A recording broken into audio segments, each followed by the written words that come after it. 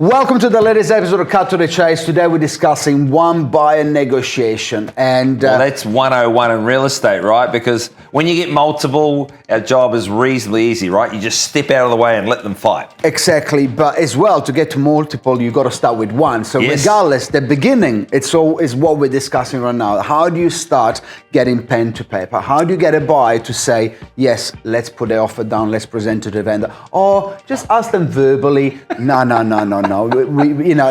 Let's take it seriously. If you want to impress the vendor, we got to make the time. We got to put it on paper. That's number one thing. So let me say that, because you hear all the time, oh, my buyer would like to do that. It's like, okay, cool. I like love letters, but I like to feel love it on letter, paper. Full of empty promises. Indeed.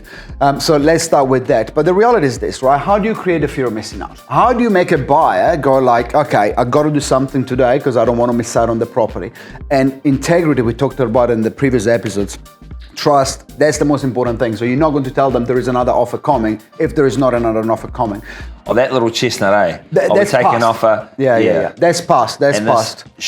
Chasing mirrors going, oh, where's the other offer? No. It never come in. I hope that anyone that, if it does that, is not watching our podcast. That goes without saying. But it's the communication with the buyer is very important. You got to be in touch with them every few days about the particular property. They need to know if there is a private viewing that is now been turned into an open home in 2 days down the line. They need to be the first person to know that. So that's how you create the urgency. You're creating the urgency by doing your job and getting more buyers to the property. Comes down to that. And I've heard you say before, Diego, that compression selling, right?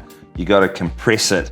You got to get people. Some people can get people to move and some cannot. And look, if you're one of those people that is not as natural and gifted as others, in that case, do an auction, or they might say, hey, don't show me, do a deadline set, do something that you can tell the buyer, why compete with more buyers in 2 weeks? Why don't we put an offer through today? Forget about your PBNs. PBNs, there's no urgency, right? You need to give them a reason for them to do something today. Correct. One of the best things that I learned recently was to actually acknowledge it. Like we've got auctions tonight, right, with one bidder. To actually acknowledge and go, congratulations, you're taking control. You're in a power position and well done. You're the only registered buyer, or you're the only buyer that we have at this stage, but you're not the only buyer. There are plenty of people in the wings that are telling me coulda, woulda, shoulda, or who are asking me to ring them back after the auction or the deadline sale and let them know what the price is. It's that old NLP, right?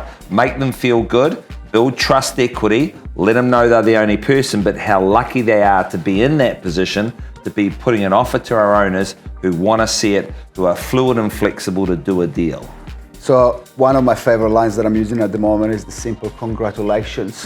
When an offer has been, for example, accepted to negotiate with, congratulations, you got an opportunity in front of you. Well done, guys. Okay, what is your next counter? It's not about, hey, we're negotiating. No, it's like you are in a good position. You've well done. You won the game. You now secure the property. Now it's up to you to secure the price.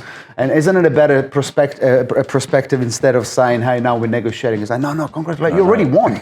Now let's just agree on the minor details. And don't say, would you like to make an offer? Because an offer is low, right? Here's a really good line that I picked up the other day, Diego. Our owners would like to give you an invitation to ownership at X amount of dollars. I just love that as a counter. It feels exclusive. It feels like, where do I sign up? I'll put my number down, let me know. My sellers are giving you an invitation to own their home. Isn't it the same thing with Bugattis, cars? You only get invited to buy one, right? it's Yeah. But anyway, if they want to reach out on all those little, it's the micro language, Would you like to make an offer? Or there's an invitation to own the property. I love it. For an extra X amount of dollars, you can call this home. Because when you call it a home, it's good. To buy something takes money, it takes energy, it's hard to do, right? The subtlety around that. Well, we are marketers, right? And marketers comes out as well from our language. And language is the most powerful thing because that's all we've got. So we're saying get good at negotiating with one buyer. Let them know how lucky they are to be in that position. Keep the language positive, keep them on board, close deals down. And with sellers, they quite often say to us, but how do you do it with only one buyer or one bidder? If they're the right person, we'll get their best dollar, and we quite often do. And if they're not, if they're here to try and buy under market value, we shake their hand, say, have a nice day and move on. this is the reason why we get paid very well, because we negotiate on your behalf. And Mr. and Mrs. Seller, if I bring you an offer that you don't like, don't be offended. We can use that as leverage with a more genuine buyer. So we have no opinion. I get frustrated, Diego, around the offices, but never with your crew, when I hear people saying that's not going to buy the property. Or people go, oh, I know it's a low offer. What? Compared to what? Or compared to your inflated appraisal, then it's disguised as a low offer, but it actually is a good offer. We did an episode before about second time to the market, right? Quite often that person who gives you the inflated price is actually your enemy, because when an offer presents itself, by law of comparison, you think it's a low offer when actually it's a really good one.